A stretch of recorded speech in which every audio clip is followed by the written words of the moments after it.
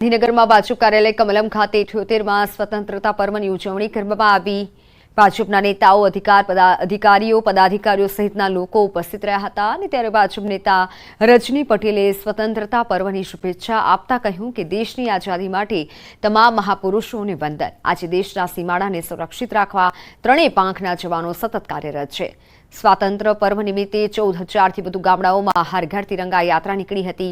આ સાથે તેમણે કહ્યું કે તિરંગા યાત્રામાં વિક્ષેપ કરવો તે કોંગ્રેસની માનસિકતા છે।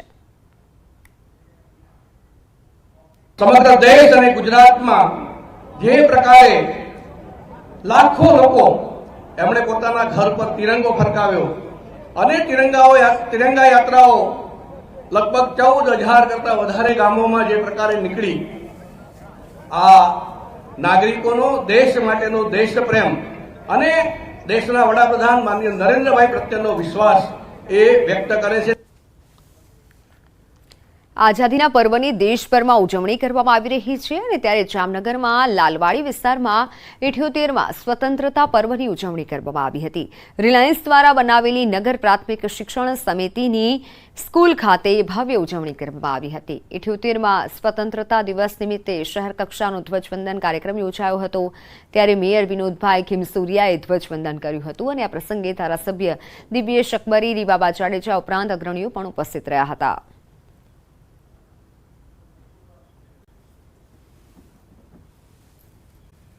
ડીસા નગરપાલિકાની કચેરીની તાળાબંધી કરવામાં આવી છે। પૂર્વ સદસ્ય અને ચીફ ઓફિસર વચ્ચે તૂતુ મેમે બાદ તાળાબંધી કરવામાં આવી। નગરપાલિકાના કર્મચારીઓ અચાનક હડતાલ પર ઉતરી ગયા।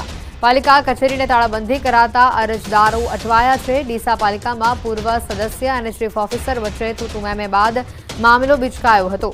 પાલિકાના તમામ કર્મચારીઓ ચીફ ઓફિસરની તરફેણમાં આવી ગયા અને કચેરીને તાળાબંધી કરી દીધી। પાલિકાના પૂર્વ સદસ્ય પ્રશાંતભાઈ માળી ડીસા શહેરમાં મંજૂરી વગર થઈ રહેલા બાંધકામ બંધ કરાવવાની રજૂઆત કરવા માટે ત્યાં પહોંચ્યા હતા, જેને લઈને ચીફ ઓફિસરે કાયદેસર કાર્યવાહીની વાત કરી। જો કે ચીફ ઓફિસરના જવાબથી સંતોષ ન થતા પૂર્વ સદસ્યે તાત્કાલિક કાર્યવાહી કરવાની જીદ પકડી અને જેને લઈને પ્રમુખ ઉશ્કેરાઈ ગયા અને બંને વચ્ચે ઉગ્ર બોલાચાલી થઈ।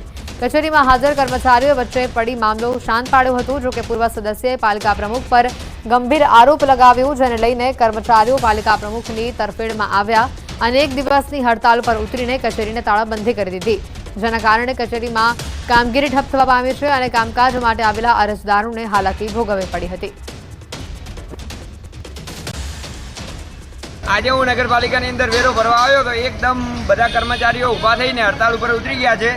અમારા બધાનું કામ અટકી ગયું છે। અમારા જેવા કેટલા બી લોકો હેરાન થઈને પાછા ગયા છે નગરપાલિકામાં। તમે આ ખોટી રીતે કાયદાનો દુરુપયોગ કરીને છૂટ આપી છે એવી રજૂઆત મેં કરી તો ચીફ ઓફિસર સાહેબને ન ગમ્યું, દેવાંગભાઈ પટેલને, ગૌરાંગભાઈ પટેલને। કેમ કે બહુ મોટી રકમ લઈ અને મનરભાઈ ઠાકોર અને ગૌરાંગભાઈ ચીફ ઓફિસર સાહેબે આ કામ કર્યું છે એટલે એમને ખ્યાલ આવી ગયો કે અમારા હાથમાંથી રકમ નીકળી જશે, એટલે તું તારી મારી સાથે એમને વર્તાવ કર્યો છે। પોતાની ખુરશી ઉપરથી ઉતરી અને એકદમ મને મારવા માટે હુમલો કરે, અટેક કરે તે પ્રમાણે મારી સામે થયા છે। મનગણત રીતે આક્ષેપો કરી રહેલા હતા અને નગરપાલિકામાં વારંવાર આ પ્રકારની બનાવો હમણાં કેટલાક સમયથી બનવા પામેલી છે, જેના વિરુદ્ધમાં નગરપાલિકાના એસોસિએશન દ્વારા પ્રતિક હડતાલ પાડવાનો નિર્ણય કરવામાં આવેલો છે।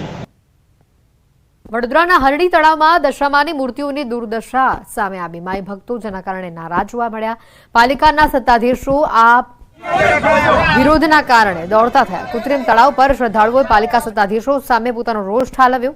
સત્તાધીશોએ ભૂલ સ્વીકારવાના બદલે નાગરિકો પર દોષનો ટોપલો ઢોળ્યો। તળાવમાં દશામાની વધુ પડતી મૂર્તિઓ આવી ગયાનું કારણ તેઓએ આગળ ધરી દીધું। મોટા પ્રમાણમાં મૂર્તિઓ વિસર્જન માટે આવતા કૃત્રિમ તળાવમાં મૂર્તિઓ બહાર દેખાવાનો દાવો કરવામાં આવી રહ્યો છે। સ્ટેન્ડિંગ કમિટીના ચેરમેન શીતલ મિસ્ત્રીના મતે નાગરિકોએ જાતે અવ્યવસ્થા ઊભી કરી છે।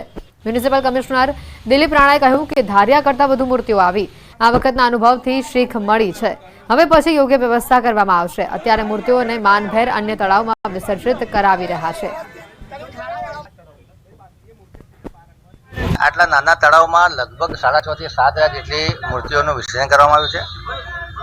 નાગરિકોએ પણ થોડી અવ્યવસ્થા ઊભી કરી છે। પોલીસ તંત્ર પણ ટ્રાફિક ડાયવર્ટ કરવામાં જે અંદાજમાં કદાચ ભૂલ થઈ એવું લાગે છે, જેથી કરીને ટૂંકા સમયમાં વધારે મૂર્તિઓનું વિસર્જન નાના તળાવમાં કરવામાં આવ્યું છે। એટલે મૂર્તિઓ જે ડૂબી જોઈએ એના બદલે થોડી ફ્લોટિંગ છે। ધાર્યા કરતા પ્રમાણમાં ખૂબ વધારે પ્રમાણમાં મૂર્તિઓ આવી અને એના કારણે થઈને થોડીક મૂર્તિઓ બહાર ફ્લોટ થઈને આવી છે। અમે એને ખૂબ જ આસ્થાભેર, લાગણીભેર અને કોઈની પણ રિલિજિયસ લાગણી દુભાય નહીં એ રીતે અમે એમને શિફ્ટ કરી અને જે અમારા અન્ય આર્ટિફિશિયલ પોન્ડ્સ છે એમાં અમે એને વિસર્જન કરાવી દઈશું. સુરેન્દ્રનગરના ચોટીલાના સાંગાણી ગામની શાળામાં વિદ્યાર્થીઓની ટી શર્ટને લઈને વિવાદ ઉભો થયો છે. વિદ્યાર્થીઓ દ્વારા જે ટી શર્ટ પહેરવામાં આવી હતી, તિરંગા યાત્રામાં પહેરેલી વીર સાવરકરની આ ટી શર્ટ કોંગ્રેસના આગેવાનો દ્વારા ઉતરાવવા મામલે પોલીસ ફરિયાદ નોંધાઈ છે. વીર સાવરકરની તસવીરવાળી ટી શર્ટ વિદ્યાર્થીઓને પહેરાવી તિરંગા યાત્રા યોજતા કોંગ્રેસના આગેવાનોએ વિરોધ દર્શાવ્યો. કોંગ્રેસના પૂર્વ ધારાસભ્ય ઋત્વિક મકવાણા, લાલજી દેસાઈ, રાઘવ મેટાડિયા, ગોપાલ ટોળિયા આ સહિતના કુલ 8 વ્યક્તિઓ સામે ફરિયાદ દાખલ કરવામાં આવી છે.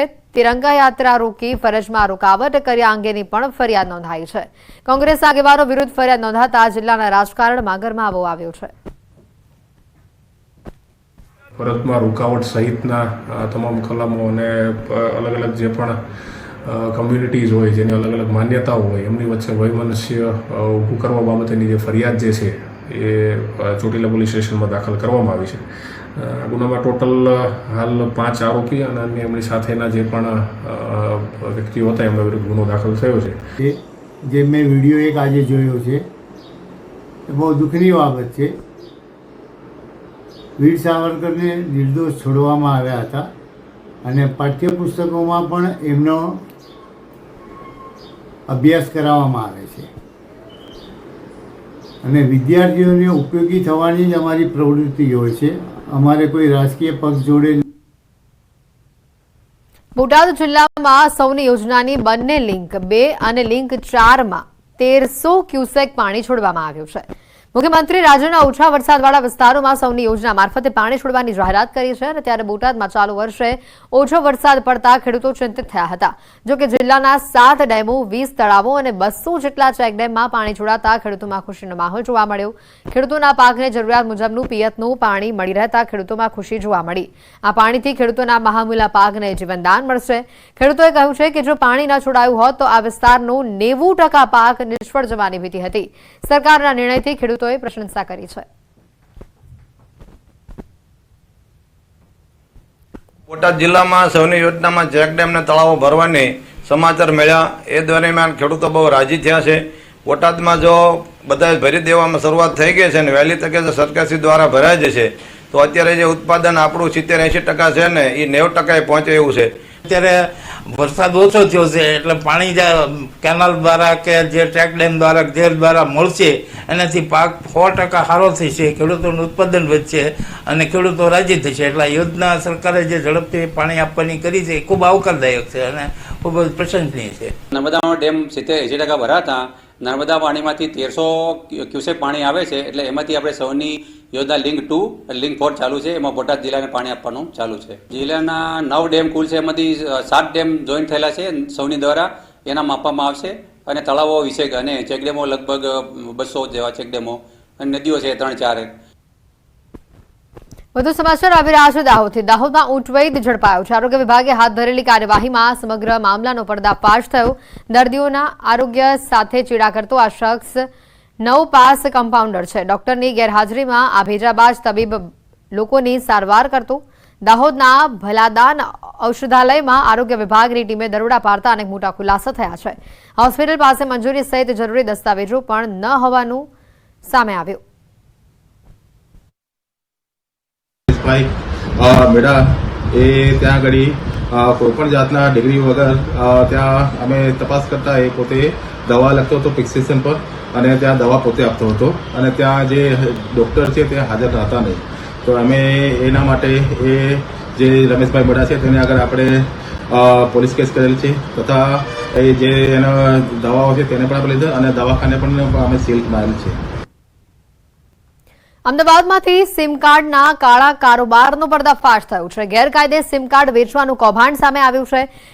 પ્રી એક્ટિવ સિમ કાર્ડ ગેરકાયદે રીતે વેચવામાં આવતા 4 આરોપીઓની અમદાવાદ ક્રાઇમ બ્રાન્ચે ધરપકડ કરી છે.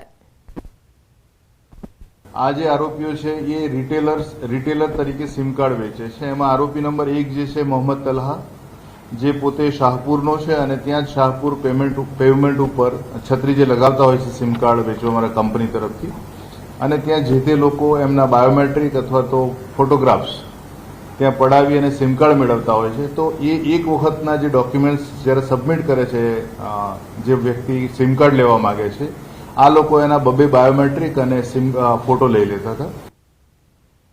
ન્યૂઝ 18 ગુજરાતી દ્વારા સ્વતંત્રતા દિવસની હર્ષોલ્લાસભેર ઉજવણી કરવામાં આવી. ન્યૂઝ 18 ગુજરાતીના ઓપરેશન હેડ વિજેન્દ્ર યાદવના હસ્તે ધ્વજવંદન કરવામાં આવ્યું. કોમર્સ ફાઈ કોમ્પ્લેક્સના તમામ કર્મચારીઓની હાજરીમાં રાષ્ટ્રધ્વજને સલામી આપવામાં આવી. છેલ્લા 10 વર્ષથી 15મી ઓગસ્ટે ધ્વજવંદન કાર્યક્રમની ઉજવણી કરવામાં આવે છે.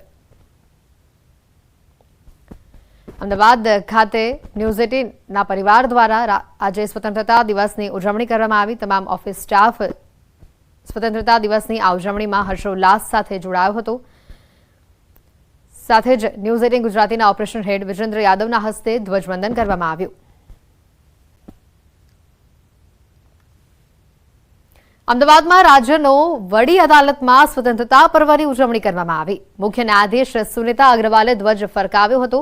ત્યારે હાઈકોર્ટના તમામ ન્યાયાધીશ, મુખ્ય સરકારી વકીલ, advocate general, additional solicitor general દ્વારા મહાત્મા ગાંધીની પ્રતિમાને પુષ્પાંજલિ અર્પણ કરવામાં આવી. સ્વતંત્રતા પર્વ નિમિત્તે મુખ્ય ન્યાયાધીશો સૌને શુભેચ્છા પાઠવી હતી. ત્યારે તેણે કહ્યું કે ઇન્ક્લુઝિવ સોસાયટી બનાવવાનો પ્રયાસ કરવામાં આવી રહ્યો છે.